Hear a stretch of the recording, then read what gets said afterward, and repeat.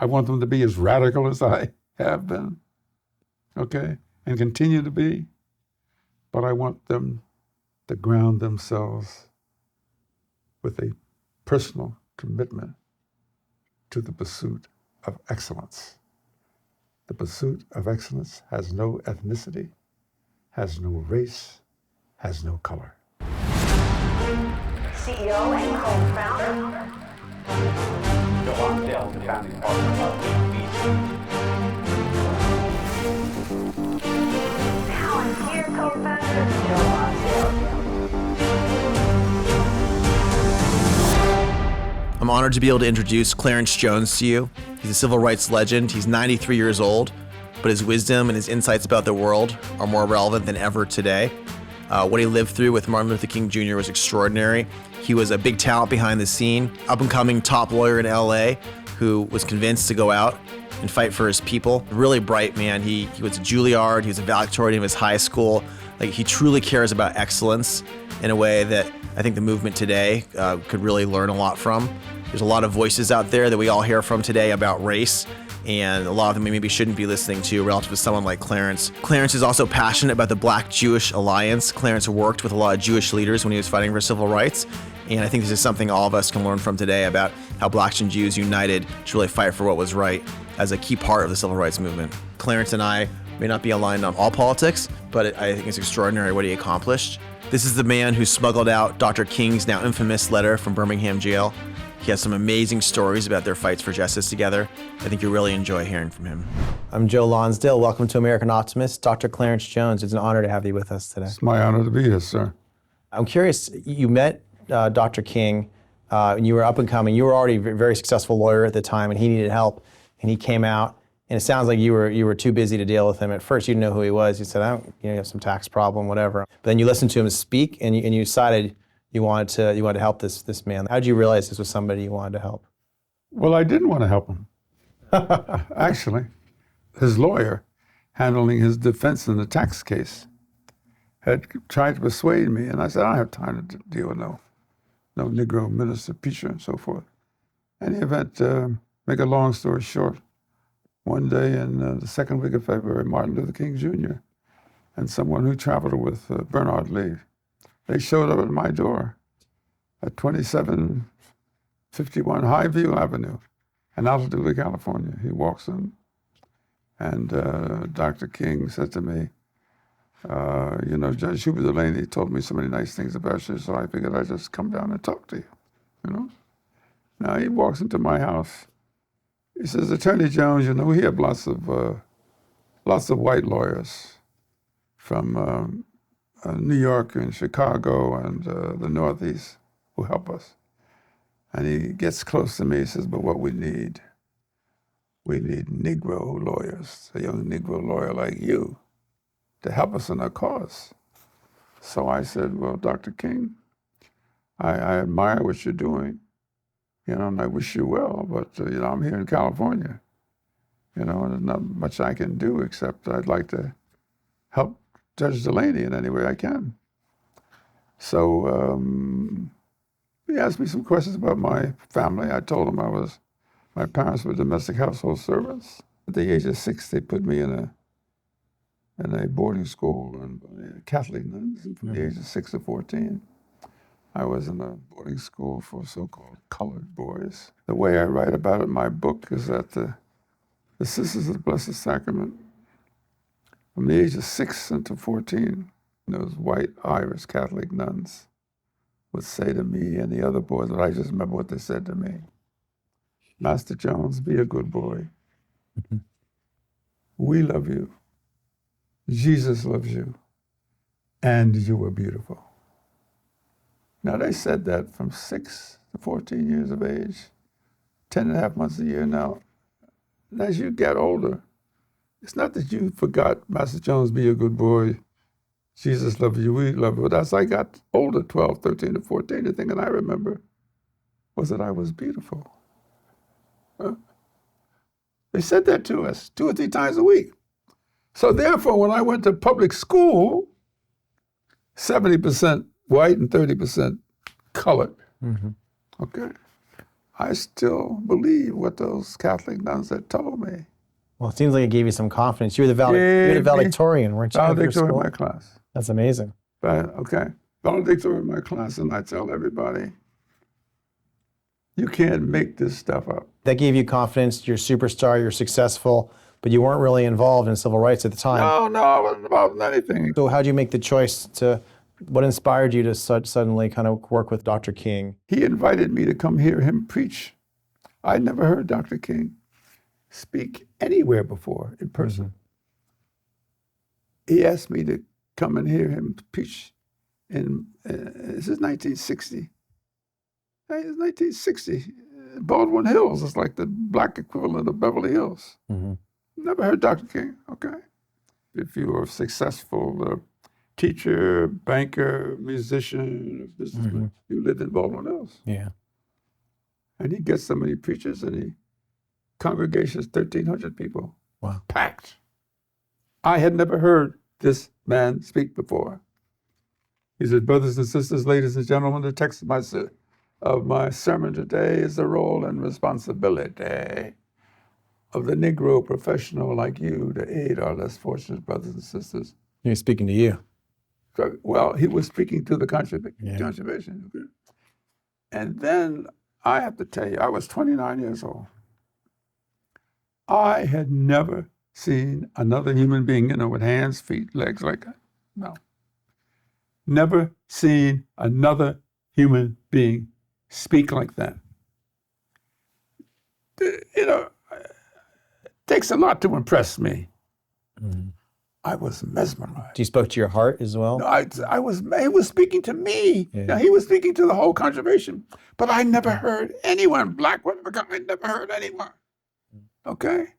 And then he got to a point in his sermon when he said, there's a young man sitting in this church today. My friends in New York and other places tell this young man, a young lawyer, they tell me that his brains have been touched by Jesus. They tell me that when this young man goes into the law library and does legal research on any problem, he goes all the way back to the time of 1066, the Magna Carta and William the Conqueror. So the first thing I'm thinking, how does this Baptist preacher know anything about the history of British constitutional law? How does he know that? And they tell me that this young lawyer, when he writes down what he finds on the pages, the words are just so compelling, they just jump off the page. So I began to think, when this service is over, I'm going to find out who he's talking about, because I don't think he's talking to me.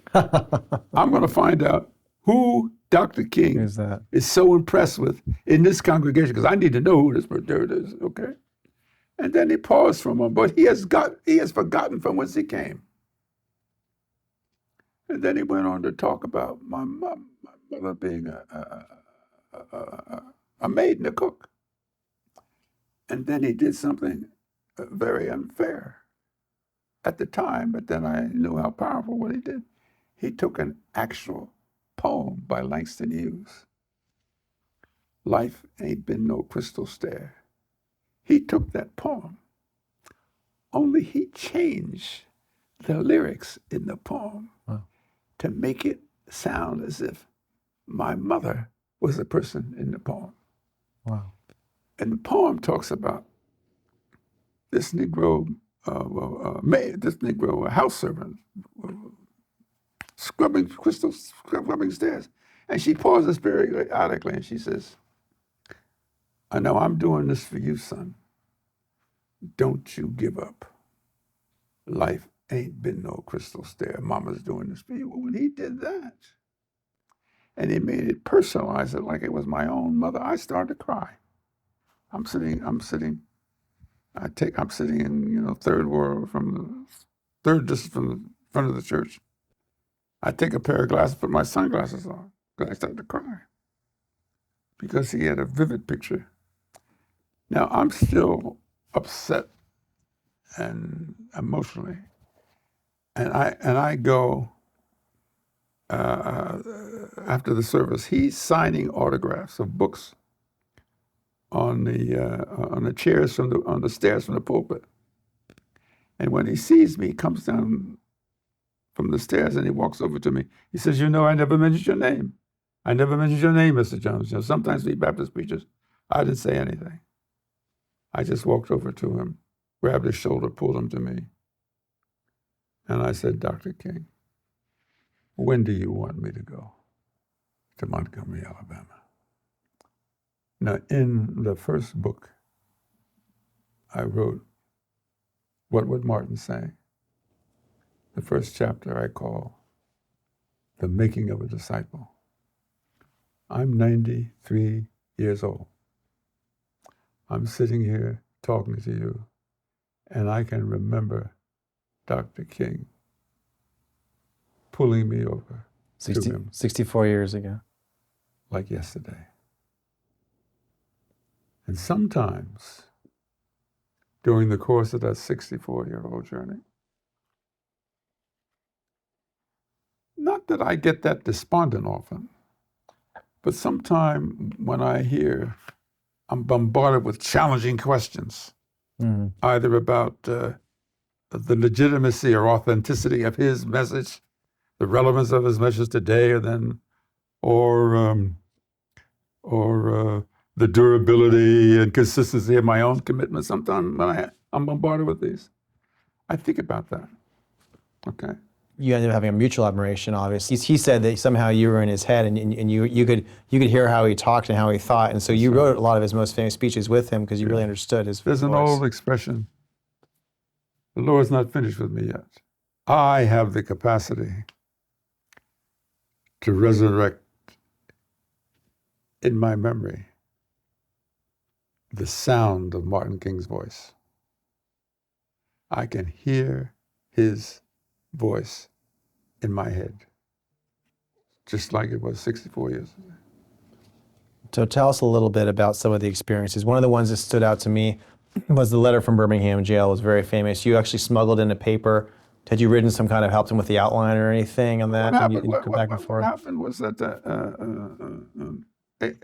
April 12th, Martin King leads a demonstration, he gets arrested. Arthur Shores, a major civil rights lawyer, was out of town.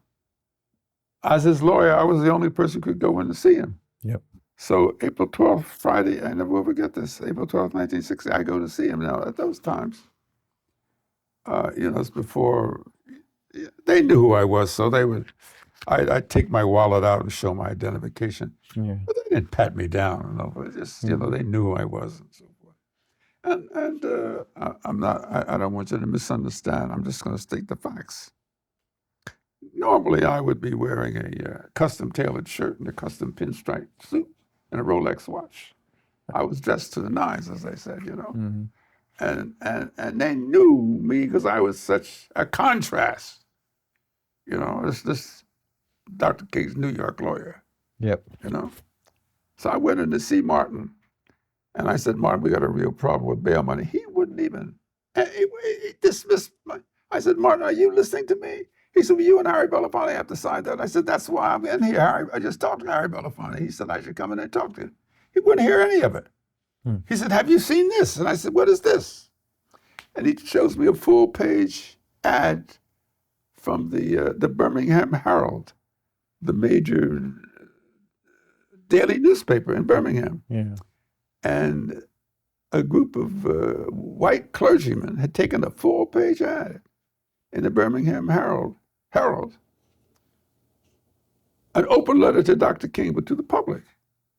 And in effect, this letter said, Dr. King, like in Birmingham, like in other southern cities and other places, we are trying to work out our differences with Negroes, okay? But your being here is not a help. You're an outside agitator. And the best way you can do is leave town because all you're doing is stirring up trouble. And you don't understand. It takes time, We have to wait for these things to happen. Well, when I went in, Dr. King had taken any piece of blank newspaper that he had, any paper towel, anything that you could write on, and he started writing a reply. So he says, Clarence, what's this? He starts giving me pile number 1, pile number 2, pile number 3, so forth. He says, take this out and give it to Dora McDonald, his personal secretary. You got to have her type. When you come back, you got to bring me some paper. Yeah. Okay? So I stuffed these pieces of paper in my pocket. Now I could visit him twice a day. Okay? In the morning and in the afternoon. So the next morning, when I came in, I brought blank sheets of paper under my dress shirt. They made you hide it. They wouldn't let you just bring it to him. You had to hide it, huh? That's crazy. No, I just put Yeah. I just put the white sheets of paper. They just never touched me. They just let me go through. But it's crazy they wouldn't just let him have paper in jail anyway. You had to hide it to bring it to him, which is well, that. that's interesting. You know, now that I think about it, somebody else asked me that question. We just never thought about it. I guess maybe if he asked for paper, they thought he might be trying to agitate something. There you go. You know what I'm saying? Yeah. But twice a day, in the morning and in the afternoon, I would take what he had written, put it under my shirt, and then I would take the blank sheets of paper that he needed and give it to him. And then the following, that afternoon, or if it was the afternoon next morning, that went on twice a day for 5 days until April 20th, Friday. I come back to the AG Gasson Motel I'm staying at, and I walk in, and the people at the front desk, he says, Harry Belafonte has called you 3 to 5 times. He's trying to reach you. I said, well, he says, so you want to take it? I said, no, I'll go up to my room. So I go to my room, and Harry Belafonte says, how soon can you get to New York? I said, what's going on? He says, how soon do I need to be there? He says, ASAP. So I got what I think was the last plane out of Birmingham. Harry had explained to me that as much as he wanted to say it with a phone, that the Rockefeller family wanted to help. Nelson was helping to bail money. No, he said the Rockefeller family. He didn't say Nelson. Wow. He said the Rockefeller family. Got it. Distinctly. Call this number when I get in. So I call this number. The man's name I called is Hugh Morrow. He was a PR person for the Rockefeller family, Governor Nelson Rockefeller. He instructed me, now this is Friday, April 20th, 1963. Yeah. The Saturday morning, the Chase Bank was then at 46th Street and Avenue of America, is not where it is now in Park Avenue somewhere. Banks were not open. It was Saturday, there were banks open. There were no ATM machines. Yeah. There were no banks open. So I go into the Chase Bank, and there is Nelson Rockefeller, the governor of the state of New York. His brother was David Rockefeller was the CEO of the bank, right? David Rockefeller was the president and CEO. Yeah. But Nelson was Nelson Nelson and was the David. governor, so they both helped you. Yeah. Wow. So I walk into the bank, and David is taller than Nelson. He just died at 102 about 7 or 8 years ago. Yeah, I know. He's taller than Nelson. Yeah, I remember him. They go into they open to the. Now I've been to a bank. At those years, you go into a bank. I never paid any attention. I just go to a bank, to the telewinder. Never paid any attention. The only time I ever paid attention to a bank vault was in gangster movies. Okay, I'd watch a gangster movie, and somebody would say, "This is a stick up," and I'd never pay. You know, I go into a bank. I didn't even. You don't think about the place with all the money. Yeah, here. no, I'd never even thought about a bank vault. Okay, but when I went in this time, there was this huge, wheel on a ship. Yep. You know, That's a safe. Love it. Turn that ship. And when that door opened, the bank vault door was that thick. Okay, and David, who was taller than Nelson, walked. As I said, repeated myself, walked up, grabbed the bag of money, $100,000. Wow. Had a chain, a wrist chain made for me. Wow. I said, geez, I'm so thankful, and I'm so forth. And I'm trying to, and a case for carrying the money with a chain to the wrist. Wow. So I want to leave. He says, oh, no. Mr. Jones, you have to go up and see that man sitting there. So I said, what? So I go see a man. And I go over there, and he's typing. He says, "Your first name is Clarence. What's the B for?" The B stands for Benjamin. So we stands for Clarence Benjamin Jones. I said, "Excuse me, what are you typing?" He said, "Well, this is a promissory note. You know, we're a bank. We have to have a record. We can't just give you money." So I signed this. I signed this promissory note. It was a promissory note on demand.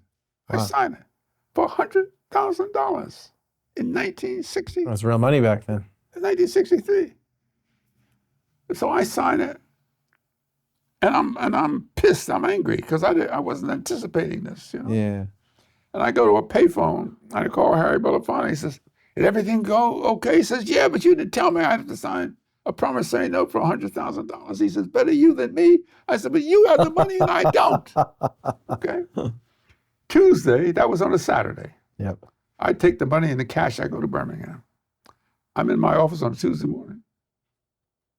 As a messenger comes in from the Chase Bank, they ask me some identification. I show them who I am. This gentleman says, "Can we go into an office, private office, my office?" I go into the office, and there's an envelope marked Clarence B. Jones, personal confidential. I open the envelope, and there was the note that I had signed. And it says, "Paid in full." That's good, guys. I said, "Damn, I didn't pay it." That's nice of them. Okay. So they took care of you. Okay. And David was a great man. That's a wonderful story. Tell us a little bit what it was like to be, during the civil rights movement, you had protesters who were beaten up. The FBI was spying on you. You had all sorts of this really, kind of tough time going on. What was that like living through that? Was it scary? Was it like you were in a battle together? Would you wake up kind of worried about something, but you keep fighting anyway? Like how did it feel being in the middle? Well, there came a point, and I know we shared about Andy Young. Andy Young was saying the same thing, Andy Young does it very humorously. The way we dealt with the stress, we had to humorize it. And Martin King had a kind of strange sense of humor. He would say, "Now, Andy, if something happened to you, don't worry. I'm going to preach a sermon that you've never heard." And he says, "Now, Andy, I think I can preach him into heaven. Now, Clarence, I don't know about you, but I will do my best. If something happens to you, I will preach." I said, "Lord, let him in. Let him in, Lord. Let him in. Let him in." So we used to externalize. You had to joke about it a little bit. We had to externalize the reality because none of us, including myself, okay? I'm 93 years old, okay? I never expected to live beyond the age of 50. I thought if I lived behind the age of 50, that would be old, Amazing, yeah. okay?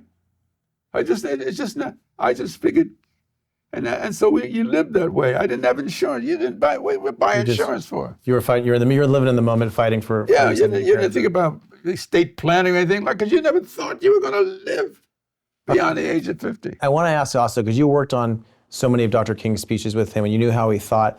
A lot of us are really inspired by how he would go back to the Enlightenment values. He would go back to the founding values of the U.S. and our Constitution and explain to people we're not living up to these values of our founders of our country, of America, in a way that frankly people don't do that today. But he really knew that history, and he really drew upon it in a way that inspires a lot of us who do believe in this country, that we need to live up to our country's ideals. Now there was a speech that I had nothing to do with except over the phone.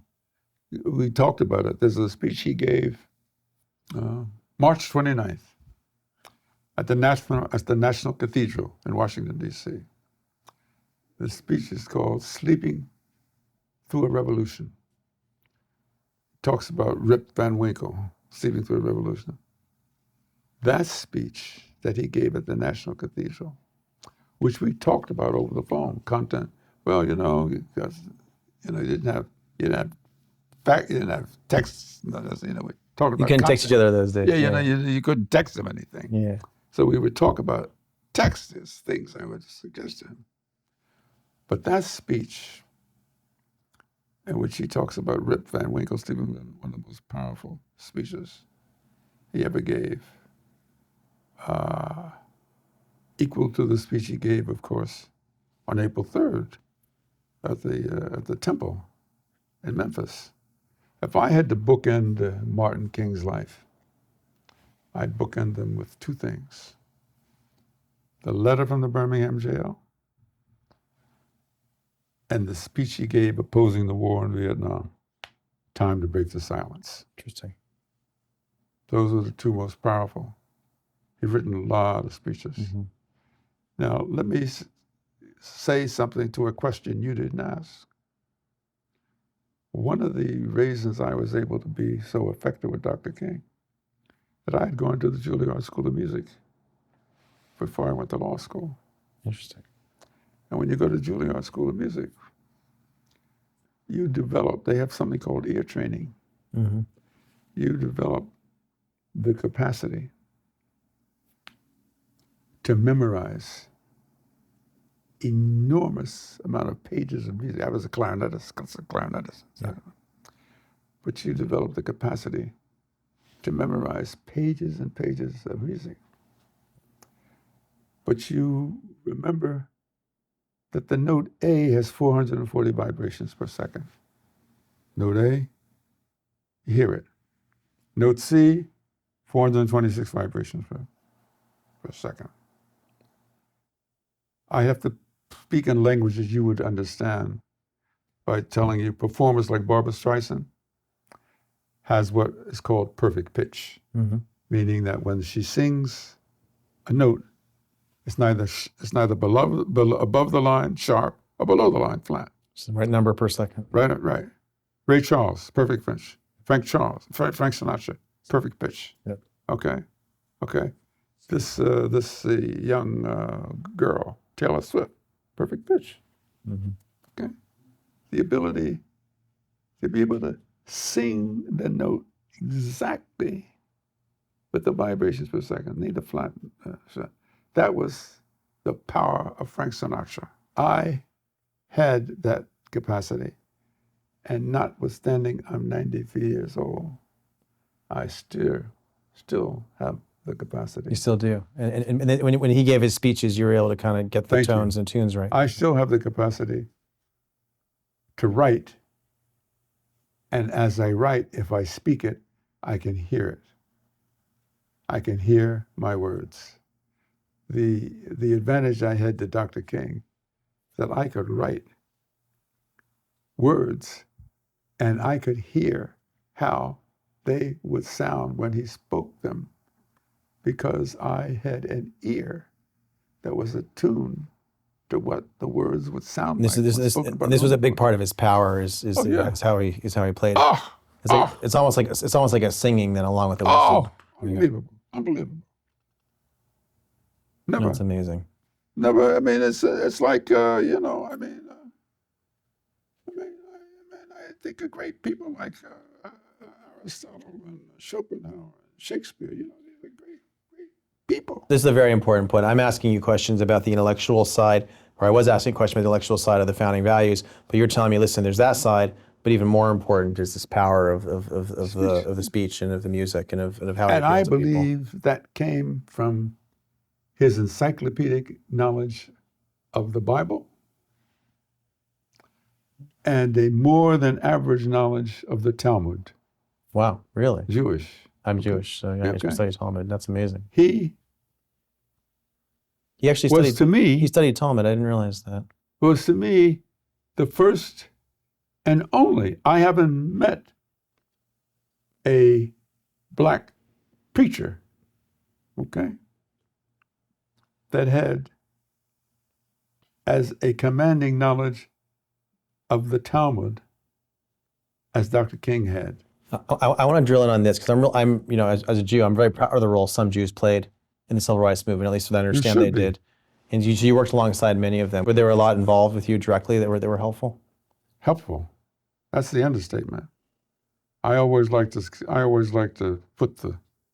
see, one of the things, I have a responsibility as a 93-year-old survivor. I have a responsibility to not speak to you or speak to other people about the role of Jewish people in the civil rights movement. I have a responsibility to speak to you not about what somebody told me, not about what I heard, but what I saw and what I heard. Okay? Ironically, I would challenge Dr. King. I say, you're bad. I think you are unbelievable. But let's just face it, Martin. There's no way that 12% of the population, we Negroes, are going to get 88% of the population, white people, to do something they don't want to do. It's not going to happen. Now, I don't mean to denigrate you, because you're the best. I've never seen anybody speak the spoken word so magnificent as you. But the fact of the matter is, we're only 12% of the population. He says, well, Clarence, we have to try to raise the consciousness and so forth. So I'm a very outspoken person. I mean, I'm not an introvert. I'm an extrovert. I could tell. Okay? So I would be places, and I would go and I would see white people. And I would go up and I say to them, excuse me, why are you here? And I'd be taken aback. I said, no, why are you here in this picket line? Or why are you here? And these white people that I raised that question with, they would say, you, Attorney Jones, you and your Dr. King should know that I am here, or my brother or my husband and I are here, because this is what our grandparents would want us to do. So I said, excuse me? Yes, you see, my grandpa, or sometimes they say their grandma, my grandpa, they died in the Holocaust. You heard about the Holocaust? Oh, yes, I know about that. Well, I am here because I know that this is what they would want me to do. So you go back and you tell your Dr. King that I'm doing this. We respect what he is doing and what you're doing, Dr. Jones, so don't misunderstand me. But we're doing this not because of your Dr. King alone, but because this is what our grandparents would want me to do. And when I tell the story, I choke up. And why do I choke up? And I tear up. Because you can't make that up. Yeah. What I'm telling you, you cannot make what I'm telling you up. Okay? I was there. I saw it. I want to tell you a story that's repetitive, as you've probably read about it or heard it and other things, but I'm going to tell you the same story. Dr. King and Rabbi Abraham Joshua Heschel, conservative rabbinical scholar from Poland, they were invited to come to the Catskills. It was Rabbi Heschel's 65th birthday. He's a conservative rabbi. So they go to the Catskill Mountains, and they go into this assembly hall, and locked arms in arms around this huge hall, there are these rabbis. And as Rabbi Heschel and Dr. King walk to the middle of the room, since it's celebrating Rabbi Heschel's birthday, right? Yeah. They began to sing in Hebrew, "We Shall Overcome," the anthem of the Civil Rights Movement. Love it. Dr. King tells me the two of them stood in the middle of the room and wept and sobbed. Our people have a lot in common. I want to ask you a tough question on this, if you don't mind. There's no tough question you can ask me. So this is something that's very important to me personally, and I think there's a lot that both sides have done to be allies over the years. And if you look at the younger generation right now, there's a lot of philosophies they're taught, and they say that there's groups that are either the oppressed people or the oppressors.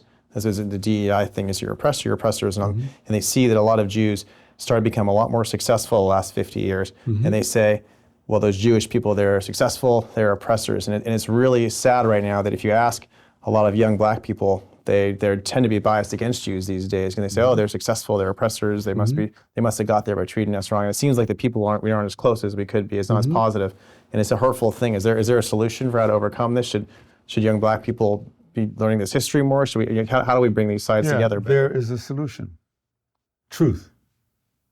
There is a solution. You have to speak. People like me have to speak both to black people and to Jewish people, as I try to do. And I tell, see, when you don't have to make shit up, excuse the expression, okay? I don't have to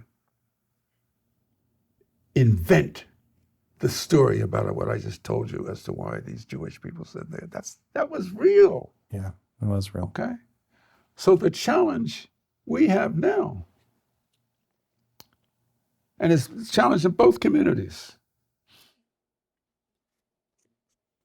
is that we have to go back and reground ourselves. We have to reground ourselves. And by regrounding, what that will enable us to do is that if I am a black person, totally committed to an alliance with the Jewish community, does not mean that I have lost my ability to criticize. Okay. But the difference is, you see, someone like me, I know it.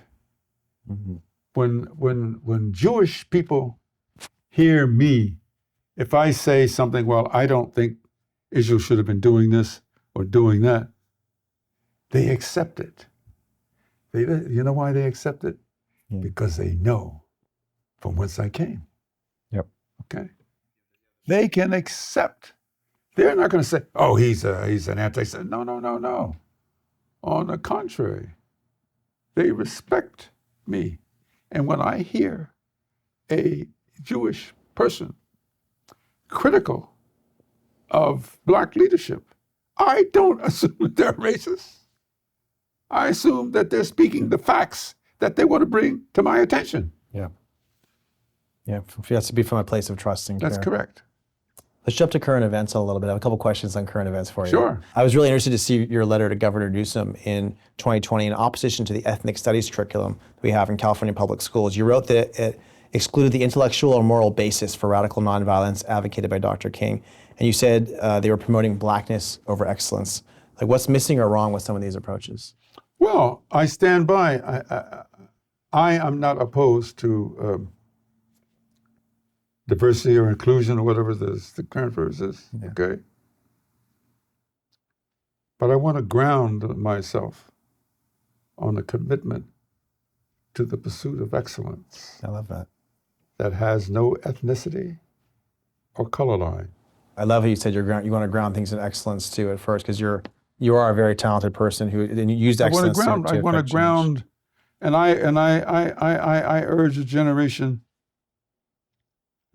behind me. I want the generation, let's be very precise, of blacks. I want them to be as radical as I have been, okay, and continue to be. But I want them to ground themselves with a personal commitment to the pursuit of excellence. The pursuit of excellence has no ethnicity, has no race, has no color. This is indicative, of a larger debate in the country right now. There's a clash between the teachings of Dr. King and there's other narratives such as Derek Bell's critical race theory. So King looked to the Declaration of Independence, like we were talking about earlier. Well, CRT says America is inherently racist and discrimination is necessary to right the wrongs. So there seems to be the odds with each other. Actually, I knew Derek Bell very well. He used to sit in my home in Riverdale. I knew Derek Bell. And I think that we have to be careful. Sometimes I hear Derek Bell described in ways that are just not inaccurate of what he wrote, because I knew him, okay? Now, we are at a point where there is a contention about so-called critical race theory. The way it's being taught, yeah. Okay. So I like to cut through all of that and simply say, when I teach, this is what I teach. I teach about the reality of the American experience. You know what the reality of the American experience is?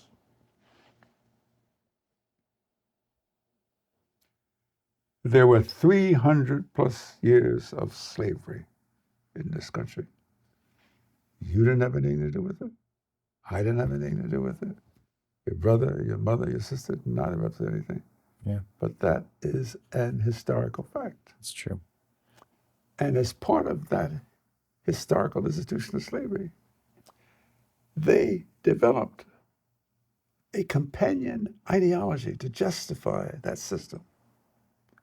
And that companion ideology has some explosive words, but the words are real. They're called white supremacy, because they had to justify, how can you enslave, how can you be comfortable enslaving someone else unless you give them a rationale as to why they should be enslaved? Yeah. Well, that is part of the history of the United States. Successor generations of white people, successor generation of black people are not going to be able to disown that history. It's the question of how you interpret the impact of that history on current relationships between black and white people. We can't walk away from it. It does seem like there's different approaches a little bit that Dr. King wanted versus what some people are doing today. Do you see some things going today too far, discriminating the other, in order to try to fix it, or is that the right answer, or how do you? No, I think that the right answer is the historically accurate answer. Mm-hmm. To first appreciate and understand Yeah. it in everything we do. I mean, you can't. You had nothing to do with the institution of slavery, neither did I. You had nothing to do with the origin of doctrine of white supremacy, neither you did it or I did it. We have to understand it, you're saying. But it's a historical legacy that came back from generation, and it had and continues to have an impact, believe it or not, on generations today. We have to be candid, thoughtful, and courageous enough to acknowledge that without engaging in name calling. He's a racist. Yep. You know? You understand what I'm saying? Yep.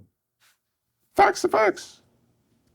So there's one interesting debate today is there's a debate over colorblindness, and I thought your perspective was really interesting on colorblindness. Can you share a little bit of that? Oh yeah, if you're colorblind, then you need to go see a doctor. You need to be aware of it to understand. Yeah, what's going on. you can't. There's no such thing as being colorblind. Okay. What the person is trying to say is, when I see color, I don't associate a particular way of thinking. But I say, if you're colorblind, you need to go see a doctor. There's no such thing as colorblind. You need to see color. Yeah. Seeing color is the most beautiful thing in the world. It's what we attach to that color. That's beautiful. So some of the irony today, which a lot of us are struggling with, is 60 years later, some of the Gallup polling says race relations are much worse now than they were the last 20, 30, 40 years. Race relations are tough. So a lot of the polling. I think the dialectic of that is yes and no. I think that the yes is because people see more, know more, and some people by access to this additional knowledge,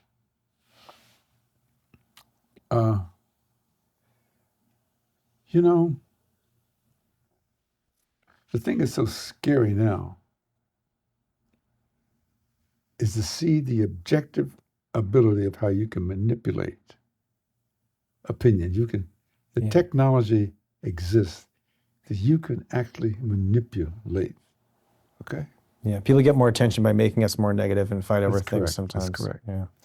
And so that we have to stop being afraid or self-conscious about talking about race. I say, turn it on its head. We have to go right into it. We have to go right into the headwind of race and start talking about it. Yeah. Because we don't talk about it. The more we talk about it, the better understanding we will have. The less we talk about it, the less understanding we will have. So one other point on this that's a little controversial, but I'm curious your take on it, is one of the things data shows us is one of the best predictors if we want to fight inequality, if we want to fight poverty. One of the best predictors is the share fraction of children who are just single parents as opposed to two parents, and that's obviously seems to be a big problem in a lot of communities around America. Hello. What do Daniel we do Patrick about this? Moynihan Yeah. in the Moynihan Report. Yeah. He started talking about the crisis going on with the black family. People got really angry when people mention this sometimes these days. But what do we do about it though? What we do about it is to have the capacity to stop getting angry and learn how to address the issue. They jumped on Daniel Patrick Moynihan. They did, yeah. You know? One time I said it on Twitter a few years ago at something, they jumped on me too, so I shut up. Yeah, no, I understand. Yeah. I mean, you know. Yeah. But we have to have the capacity to deal with the truth. So you did an interview that really inspired a lot of us with the Free Press. I thought it was a really wonderful interview. We're friends with them, and you were asked about advice for young Black Americans, and you talked about excellence. But can you give us a few thoughts on what your advice for people are? The most important takeaway from the heritage, if you look at the history of the so-called Black experience, going back to Ida B. Wells, going back to Frederick Douglass, going back to giants of literature and history,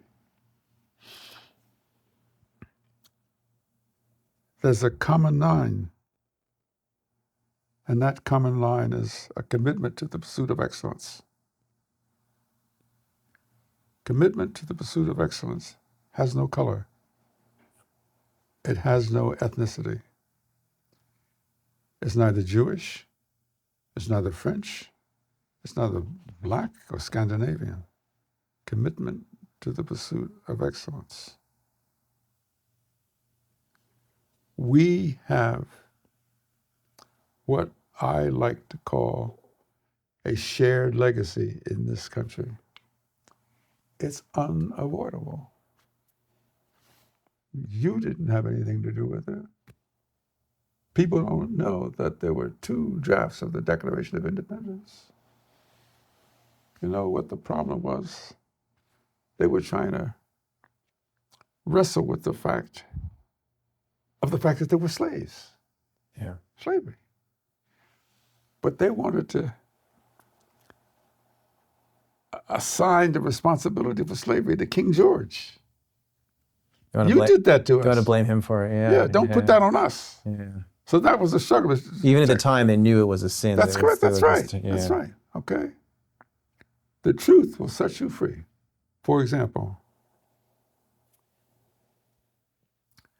we need to stop this nonsense going on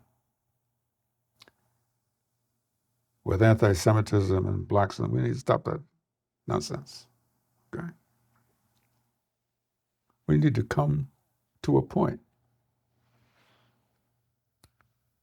where a Jewish person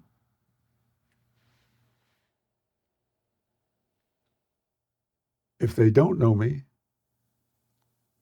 and question what they might consider a criticism of an action of Israel and so forth, before they have a preemptive reaction to criticize me, they need to know something about my history. Mm-hmm. And similarly, I hear blacks talking about the Jews do this, the Jews do that. And I said, hold on, brother. What are you talking about? I mean, let's just look at the history, The history is that 2 or 5% of the population, what they've been able to do, not only in the contribution to this country, but to enabling us to be free is often forgotten. Yes. Well, thank you for that. It's often forgotten. So my credentials are, you goddamn right, if I want to be critical of Israeli policy, I can do it. You know why? Because I got the cred to do it. Yeah, because you know they're respect. And a Jewish person can be critical of, some Jewish people I know can be critical of black leaders because I know the Jewish people, and you know what? I know the particular Jews. And I say, you can say whatever you want because you got the cred. Yeah, the trust and respect and credibility. You got the cred. I know from whence you came, so you can say whatever you want. So I want to end on an optimistic note, and a lot of your work's very inspiring, so it's not too hard with you. But you know, you've seen America at its worst with people burning churches and MLK's assassination and Right. everything. And I think hopefully you've seen America at some things that were its best as well. And how do we acknowledge the past mistakes but move forward in a way that unites us together? What's the way we're going to be able to unite and move ahead from this? Love is a funny thing.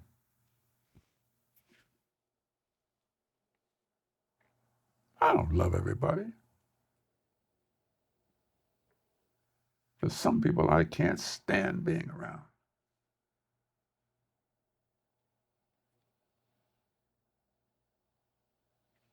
But I have the capacity. I have the capacity of loving someone who may not love me because of who I am. Because I am committed to the pursuit of excellence and an undying belief in the power of love. So you can call me 10,000 names all you want. You can even spit on me. I don't give a damn. Because when I made a commitment to love you, there's nothing you can do about it. That's not in your power. That's my power. Mm-hmm. And so what I want to do, I want to convince you to have that same capacity. Mm-mm.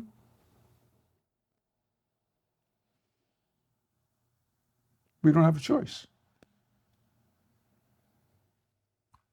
See, when you're 93 years old, every once in a while, everybody who gets old, every once in a while I open my eyes and I say, Lord, is this the last day? You know, put my fingers, Lord, is this the last day? And I stand up and look in the mirror and say, no, this ain't the last day. Why? Because I just looked at myself and I said, damn, you are beautiful. You ain't going nowhere. Dr. Jones, that's a beautiful note to end it on. Thank you. Thank you. It's an honor.